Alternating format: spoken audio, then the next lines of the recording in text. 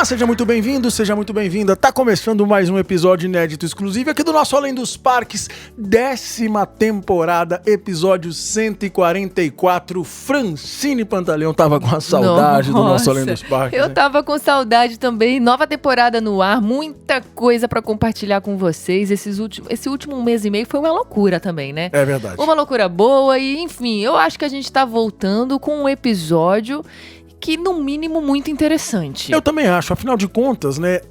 Tanto se esperou, tanto se especulou, né? Tanto se pensou como vai ser legal, não vai ser legal, quando vai ser, como vai ser. A gente tá falando de Epic Universe, o mais novo parque da Universal. E esse episódio, na verdade, vem para trazer um pouco da nossa visão, né? Alinhado, obviamente, ao que as coisas, né? Vamos dizer, a opinião pública. Na verdade, a gente quer ver se a gente tá alinhado com a opinião pública. Qual a opinião que, né, da mídia, de uma forma geral. Vamos entender isso aí hoje. Vai ser engraçado. Na verdade, a gente vai Ou falar perigoso. aqui. É muito perigoso quando você tá no podcast.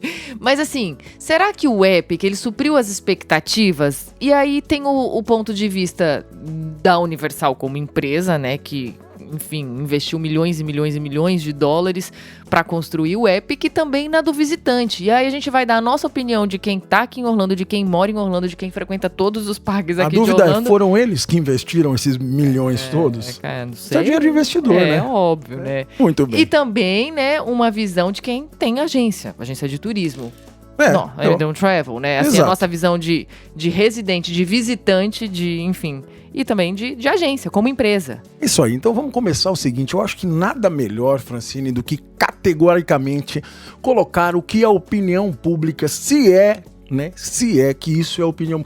Isso é uma coisa que às vezes eu fico me perguntando, sabe? Por exemplo, a gente fala assim, opinião pública, e os caras às vezes pegam, sei lá, uma notícia, e que às vezes essa notícia não foi verdadeiramente feita uma pesquisa para ouvir a opinião pública. Sim. Né? Torna-se pública por ser um veículo. Então é o seguinte, vamos começar com ela, que é uma das maiores agências de notícias do mundo, que é a Reuters. E a Reuters destacou que o Epic é o maior investimento da história da Universal e que analistas acreditam que ele mudou muito o equilíbrio da disputa com a Disney em Orlando, podendo atrair milhões de novos visitantes ao longo dos próximos anos, Francine. Pois é, e já o Business Insider, que também, enfim, é gigante, eles elogiaram principalmente o nível da imersão, a qualidade da gastronomia. E, de fato, né, o Epic, ele tem restaurantes muito gostosos, comida bem mais chique, sabe? Mais elaborada do que...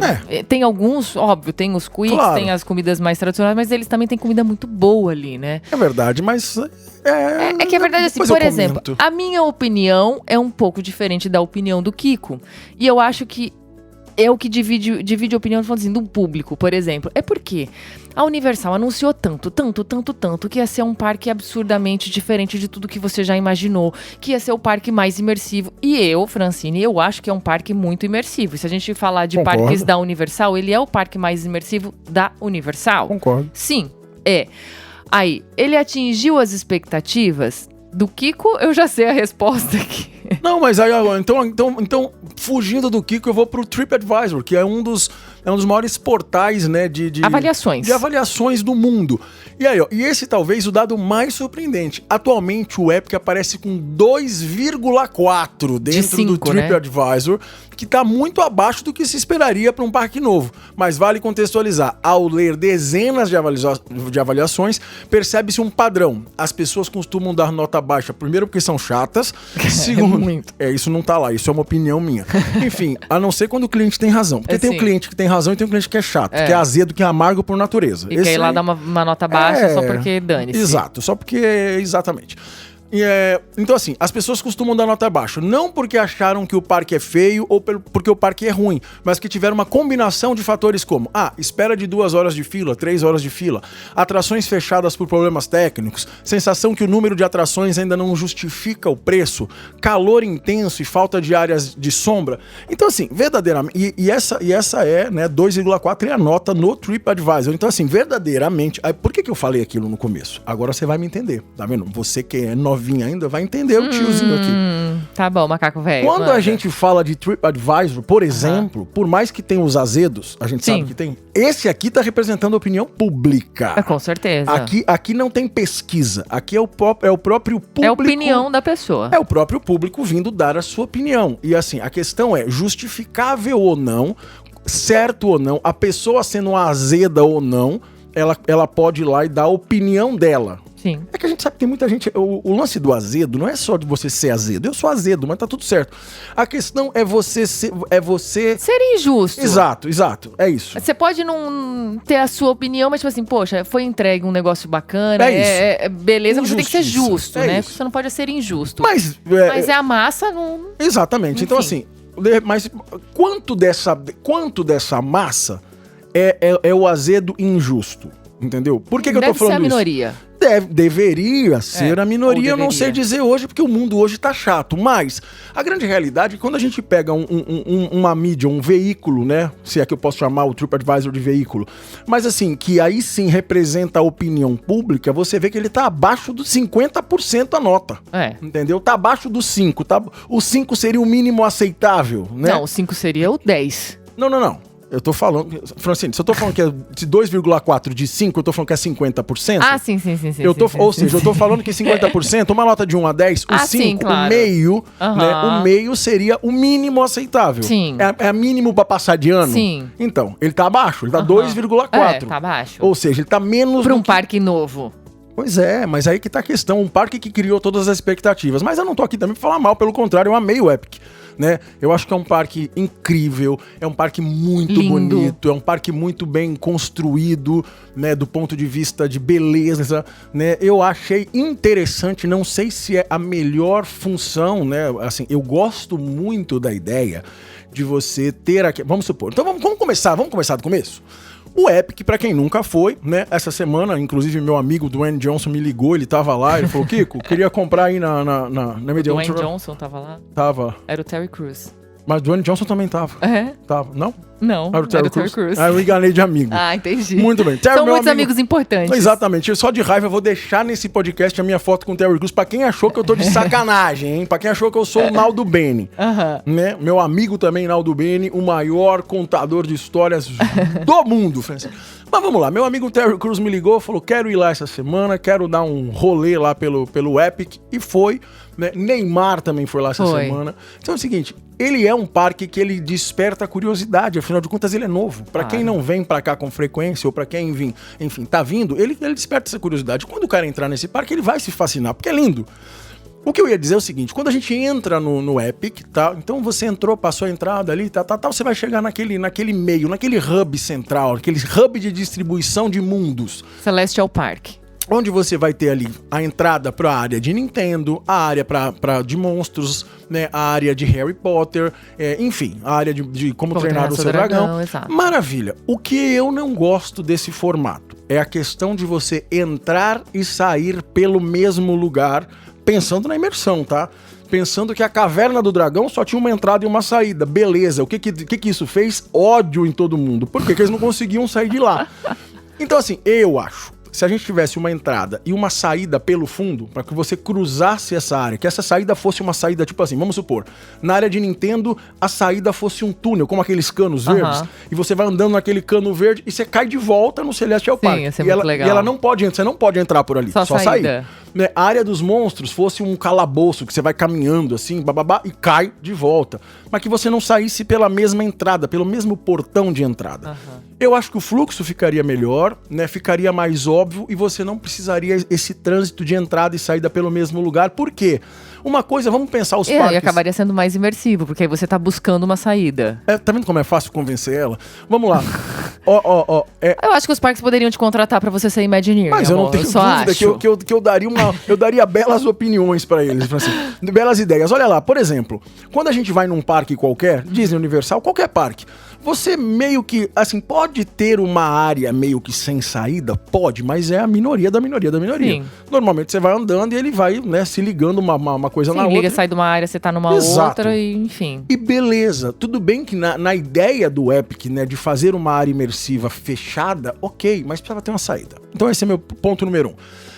Isso, obviamente, acaba trazendo para muitas pessoas que visitam, não isso, né? Não exatamente isso, não o fato de não ter uma saída, mas enfim, cada área dessa ela é muito bem tematizada. Muito. Mas, na minha opinião, a forma como eles falaram, a forma como eles colocaram, eu imaginava mais em algumas coisas. Exemplo, quando a gente entra na área lá de Harry Potter, é muito legal, tudo bem que eu não tenho intimidade com animais fantásticos, então muitas daquelas coisas pra mim não fez muito sentido.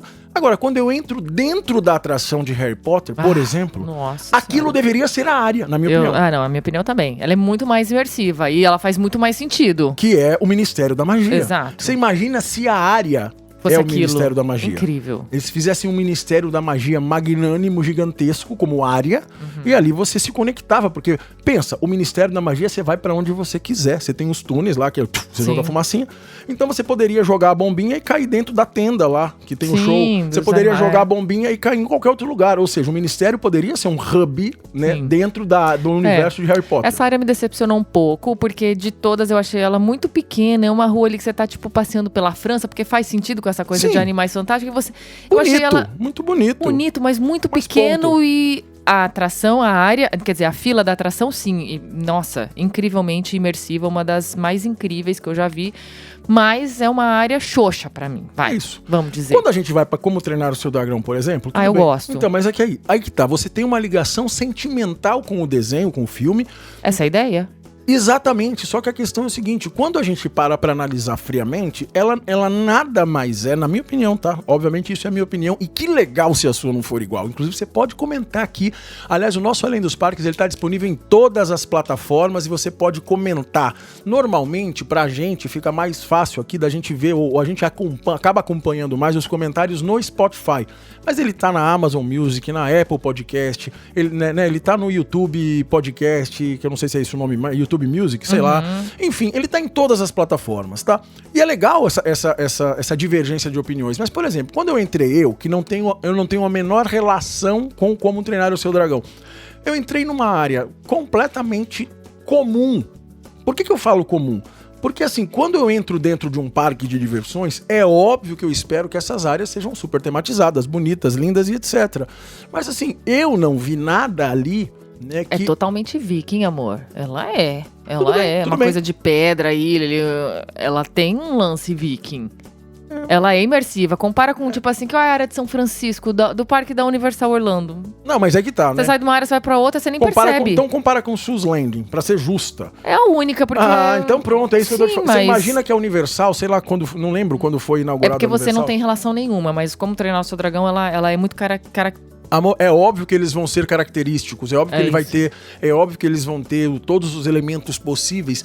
O que eu quero dizer é que da forma como eles fizeram, eu como uma pessoa do show business, uma pessoa do entretenimento, uma pessoa do espetáculo, eu esperava mais, né? Porque eu ouvi tantos anúncios, né, que realmente mexiam com aquela questão do imaginário. Então assim, se você entra em Sus Land, pra quem não sabe, quando você entra no Islands of Adventure, que é o outro parque da Universal ali do lado da Universal, se você entrar no parque, subir aquela primeira entradinha e começar o parque pela direita, vai ser a primeira área, que é aquela área muito infantil.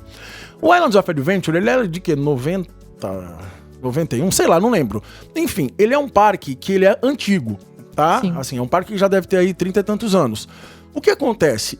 Aquela área, proporcionalmente falando, com esse lapso temporal que existe de tecnologia, cara, ele é muito imersivo. Porque você entra ali, ele tem todo o universo de Dr. Seuss, né? Ele tem todo o universo lá, você tem lá One Fish, Two Fish, Red Fish, Blue Fish, você tem The Cat and the Hat. Então assim, por quê? Porque é uma imersão de parque temático, ou seja, tematizada com aquele assunto.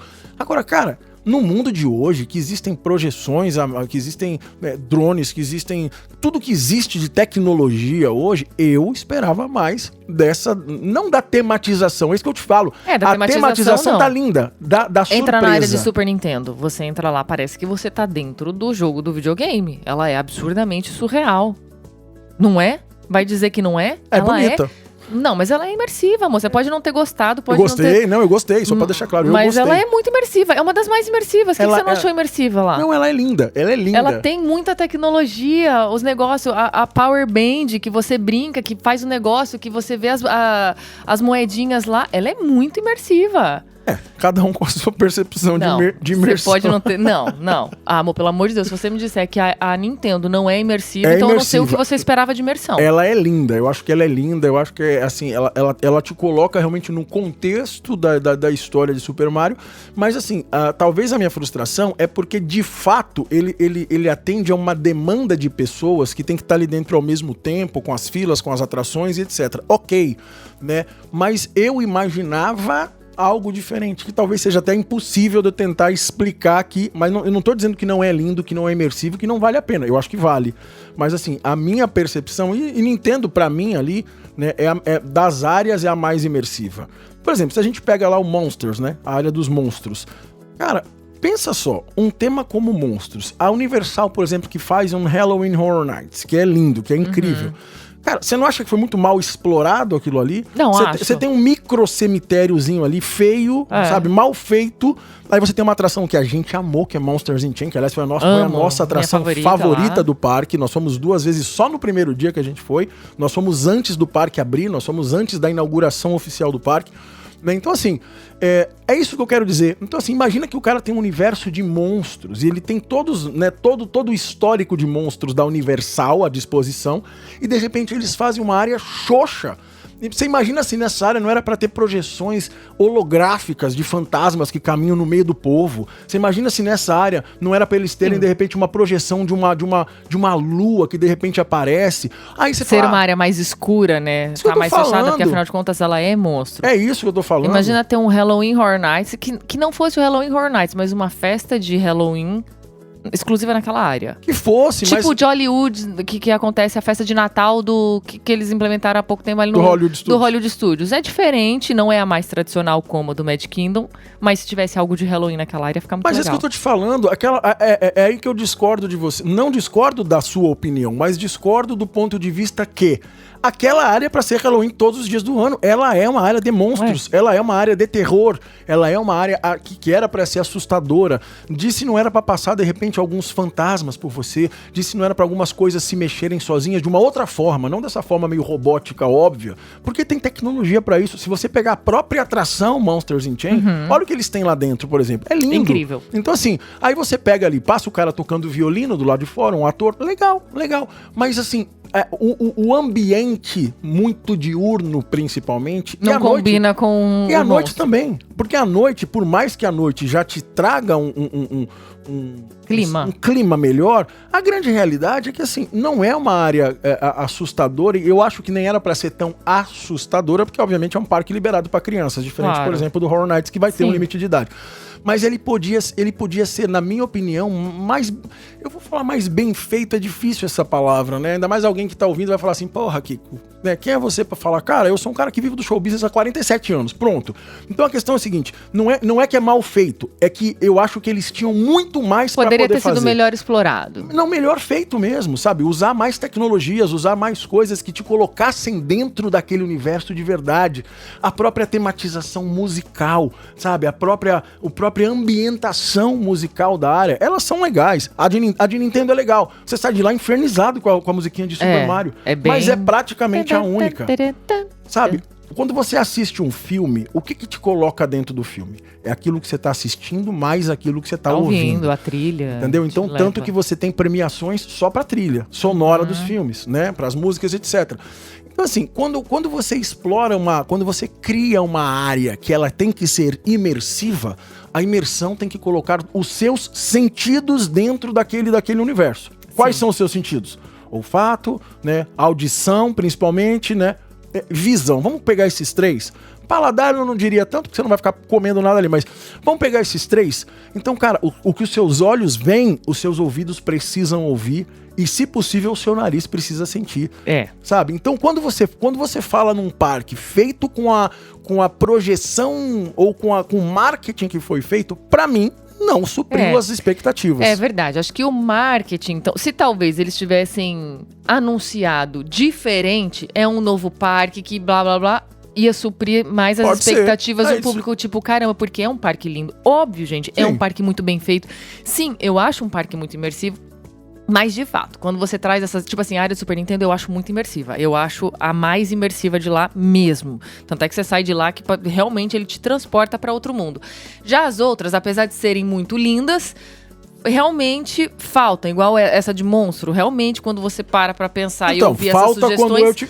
faltam mais imersão. É isso. Então, assim, e eu acho que, mesmo inconscientemente, mesmo nem pensando em cada detalhe, como você citou agora, talvez esses... Vamos citar o TripAdvisor, esses 2,4 de não suprir... Por quê? Tipo, não, assim, e deixa eu te falar, vou aproveitar. Eu não concordo com essa nota do TripAdvisor.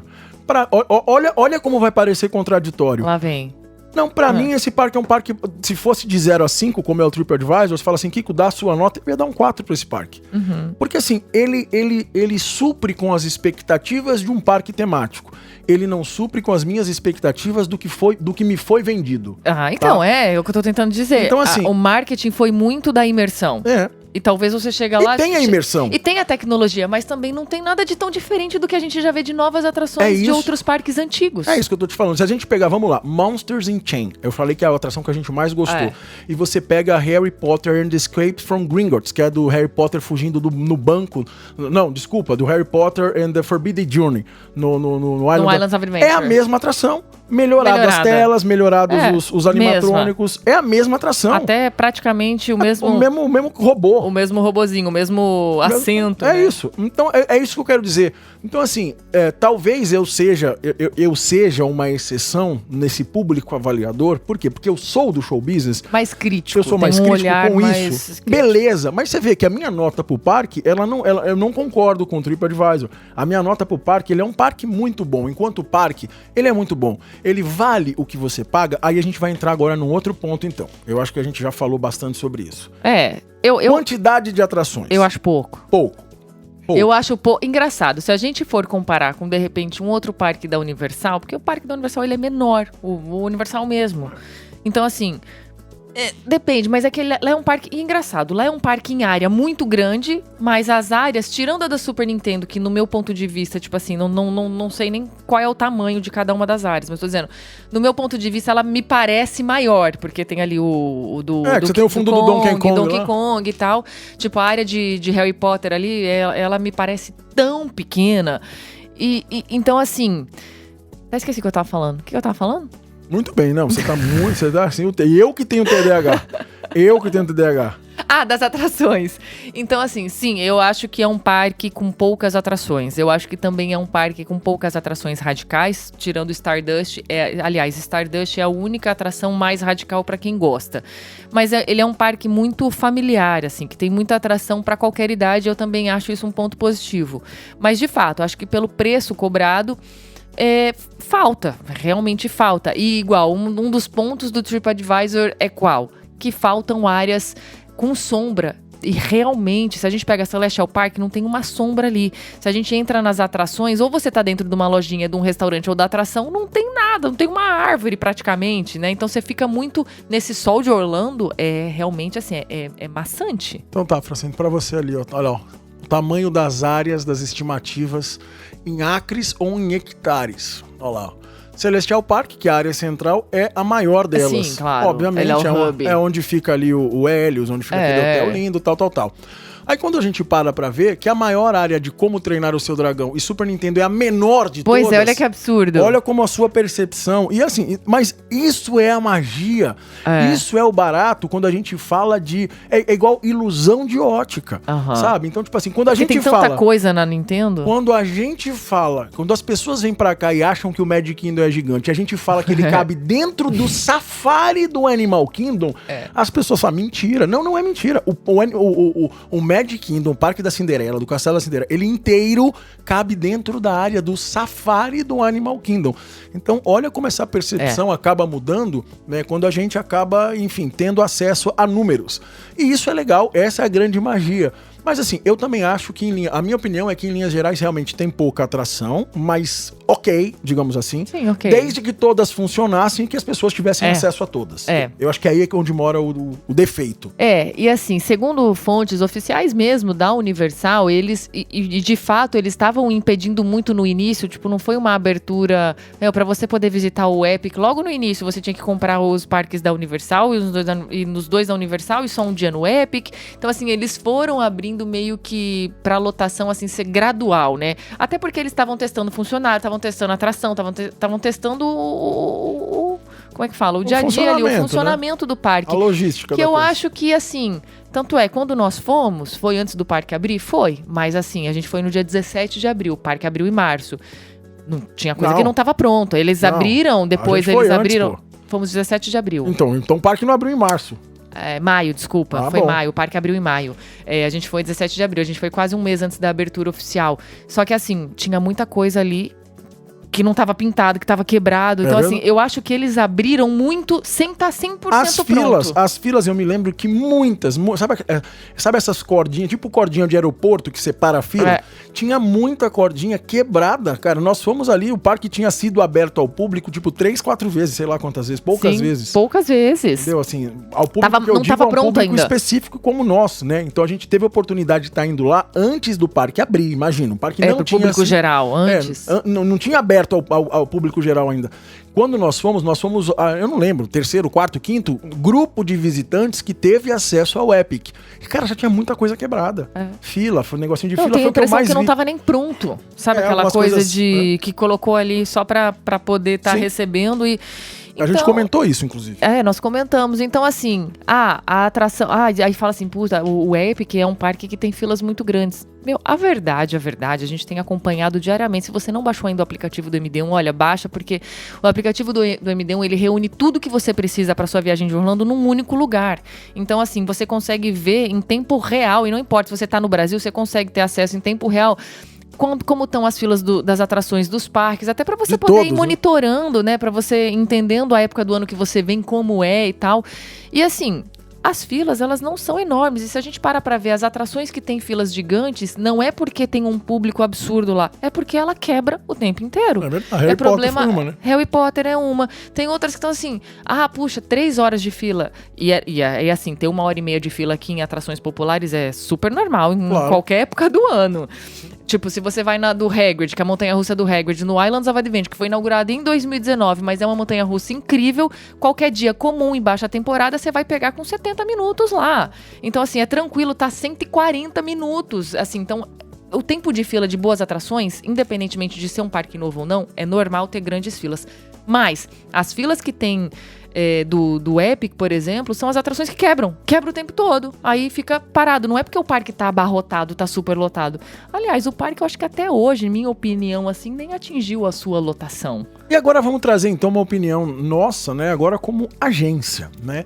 Lembrando que se você está vindo para Orlando, está planejando uma vinda para Orlando, o grupo MD1 de viagens consegue te atender em quase tudo. A gente não tem passagens aéreas, né, mas lá tem todos os ingressos que você pode comprar de todos os parques e atração, e não só de Orlando. Né? Não, tem muito destino incrível agora. Até jogo da Copa estava vendendo lá, né? Europa, muita coisa legal, para ver a Aurora Boreal. Então assim, entra lá, md1travel.com, esse é o destino que você vai comprar com segurança os seus ingressos, sejam para atrações de Orlando ou de vários lugares do mundo. Você vai comprar o seu chip internacional para você não ficar na mão da sua operadora brasileira e correr o risco de às vezes ficar sem conexão. Você vai poder comprar o seu seguro viagem e muito mais. Entra lá, md1travel.com, e você vai poder descobrir, né, uma nova maneira de viajar, Francine. E agora falando como agência, né? Então assim, o que a gente tem percebido? A MD1 Travel, né, que ela é uma descendente da Medical Tour e etc, que durante aí os últimos 7 anos atendeu dezenas de milhares de famílias vindo para Orlando. E aí uma coisa que eu acho interessante a gente trazer é o seguinte: a MD1 Travel vende, como eu falei, milhares e milhares de ingressos todos os meses. E o que a gente tem percebido em relatórios, que falando de Orlando, né, e é engraçado isso, a minoria tem incluído, né, tem colocado o Epic como uma prioridade ou mesmo como uma opção, a não ser aqueles que acabam comprando o ingresso de 14 dias que contempla essa coisa promocional que agora inclui também. Exato. Né? Mas a expectativa, assim, a nossa expectativa era muito mais alta. E conversando também com outros donos de agências e tal, o que acontece? Eu achei que logo que o parque inaugurou, a procura maior seria o Epic. E as pessoas deixariam outras coisas ou outros parques, ou tirariam um dia de outra coisa pra incluir o Epic. E não, muito pelo contrário. Tem, assim, de fato, começou a melhorar um pouco mais agora, porque também a Universal trouxe uma flexibilidade, flexibilizou um pouco mais. Sim, mas ainda assim, o Epic, né, em linhas gerais, claro que a gente não tá generalizando, porque não tem como, mas o Epic não é prioridade das pessoas que vêm pra Orlando. De fato não é, e assim, rolava um papo aqui em Orlando, a gente mora em Orlando, então obviamente a nossa percepção de parques e de Orlando é muito diferente da maioria das pessoas que vêm passear em Orlando, né? Eu, por exemplo, tô aqui há mais de 30 anos, essa minha vida entre o Brasil e Orlando, só de MD1 a 8, né? Então vamos lá, quando a gente passeava por aqui nos lugares, restaurantes e etc., a gente ouvia muita gente falando: o Epic vem aí, vai mudar o turismo de Orlando, vai mudar o fluxo. Ou até pessoas que a gente ouviu falando: eu vou mudar o meu negócio para a região tal, porque vai ter a avenida que conecta o Epic, então vai ter muito mais fluxo. Cara, nada disso aconteceu. Nada mudou. Nada mudou real. Então, tipo assim, o Epic, ele definitivamente, ele não é responsável por nada do tráfego de Orlando. O conglomerado de parques, o destino turístico, a história de Orlando é o que traz os turistas do mundo inteiro para Orlando. Mas assim, pensar no Epic, como as pessoas estavam colocando o Epic como um novo point dos Estados Unidos, né? Ou amigos donos de restaurantes abriram na região pensando nesse fluxo maior de turista e não foi uma realidade. Não. Né? E foi até uma decepção nesse ponto. Eu falei que não seria. Pois é. A gente nunca acreditou que seria a tal ponto. Até porque Orlando já é um lugar que tem muito parque. Claro. E a gente não tá dizendo aqui que não tiveram pessoas que vieram só pra conhecer o Epic, tá, gente? A gente tá dizendo que, assim, ainda que tiveram pessoas e um público grande pra isso, não foi o suficiente pra impactar dessa maneira. Não, praticamente nada, na minha opinião. Exatamente. É como a gente. A gente, por exemplo, eu já até falei em outros momentos aqui. Por exemplo, a gente já saiu daqui, né? Não uma vez, não só uma vez, mas a gente já saiu daqui pra ir pra Califórnia, por exemplo, que é um lugar que a gente ama. E aí, estando na Califórnia, a gente foi, por exemplo, no Six Flags, né? No Six Flags Magic Mountain, pra quem gosta de montanha-russas e tal. Aliás, eu vi uma matéria esses dias que eu não vou saber agora. Fechar, né? Não sei se todos ou se vários. Eu também vi isso. Mas é triste, né? Porque, inclusive, a última vez que nós estivemos lá, poucos anos atrás, no Six Flags, ele tava bem caído, né? Quando a gente compara com Orlando, então, fica uma coisa bem... nunca foi igual Orlando, mas assim, tava um pouco demais, né? Meio abandonado, parecia. Pra você ter ideia do que a gente tá falando, tinha montanhas russas que não tinham operadores, não tinha um cara ali, sabe aquele cara que olha, fechou a sua trava? Lembra? Eu lembro, eu falei assim, gente, ninguém vai vir aqui pra ver se tá tudo certo, vai que esse negócio abre. A porta abria, a gente entrava, sentava no carrinho, botou. Isso foi no Superman, né? Foi no Superman. Botamos uma travinha lá e seja o que Deus quiser, vambora. Não tinha ninguém pra. Enfim, claro. Segura na mão de Deus e vai. Claro que existe um sistema que tá cuidando disso, mas e provavelmente tinha um operador lá em cima, né? Claro, mas não é o que a gente tá acostumado. Exato. Né? Então, assim, a grande realidade é que não, na nossa opinião, esse fluxo não impactou em praticamente nada, né? Não mudou a rotina de Orlando, que já tem uma rotina impactada há muitos anos. O trânsito de Orlando tem piorado muito nos últimos anos, sim, muito. A própria inflação nos Estados Unidos tem trazido aí já de um ponto negativo, mas enfim. Não, e você sabe que essa é muito legal, porque assim, de repente, vamos pegar uma pessoa que, eu não vou dizer aquela pessoa que vem com frequência, que vem todo ano ou vem mais de uma vez por ano, mas vamos dizer aquela pessoa que vem a cada 3, 4, 5 anos, de repente essa pessoa veio, ela fez o Epic, ela encontrou um Orlando que ela tá muito diferente do que era anos atrás, e a pessoa pode associar com, puxa, olha só, foi o Epic, mas assim, gente, só dos últimos 2 anos pra cá, Orlando cresceu de uma maneira, o trânsito que tem hoje não tinha 3 anos atrás, não era dessa forma. Difícil. Então, assim, tudo mudou muito. Então, a relação, ela realmente é diferente de quem vive aqui, de quem mora, e não só de quem vive em Orlando, mas de quem vive essa realidade de parques. Claro. Porque quantas pessoas a gente conhece, até mesmo amigos que moram em Orlando, Orlando, mas não vivem essa realidade. A gente vive muito porque a gente ama, ponto. Porque a gente tem o MD1? Sim, mas o MD1 é amor. O MD1 nasceu do que a gente já realmente faz no nosso dia a dia e somos privilegiados por isso, né? Então, assim, ela é diferente. É verdade. Orlando é uma cidade mágica, é uma cidade incrível. Então, na nossa avaliação final, ou pelo menos eu vou falar da minha, né? Talvez ela não coincida 100% com a da Francine, apesar da gente estar muito alinhado em relação à nossa opinião do parque, tem alguns pontos, né, que a gente vai acabar, não vou dizer divergindo, mas assim, como eu comentei agora. Esperando um pouco mais, ou... Aí é uma questão muito pessoal. Então, na minha opinião, se eu fosse dar minha nota lá no TripAdvisor, o Epic pra mim seria um nota 4, né, porque ele realmente é um parque muito legal, ele é um parque muito bacana, eu acho que ele é um parque que vale sim a visita, né, e eu não daria a nota máxima porque esses pontos que eu citei aqui, eles acabam impactando um pouco na minha experiência, que eu não vou nem levar tão profundamente, tá, mas eu vou pegar a minha experiência como um turista qualquer que fui ao parque, né. Então, assim, eu não acho que ele é um parque nota 5, né? Porque para um parque ser nota 5, ele precisa... Nem sei te dizer qual seria um parque que eu daria nota 5 hoje, né? Se fosse uma atração, ET, com certeza. Óbvio, né? A melhor atração de todos os parques.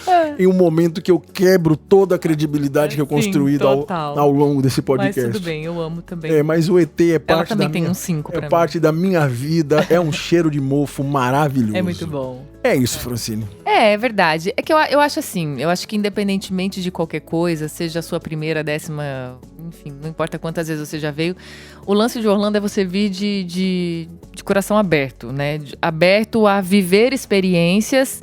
E é impossível falar não crie expectativas, porque quando a gente fala de Orlando, a gente cria muita expectativa. Não, crie sim. Mas não crie tanta expectativa assim, que nem, puxa, eu vou amar o Epic. Às vezes você fica frustrado, mas não porque o Epic é ruim, porque ele não supriu as suas expectativas.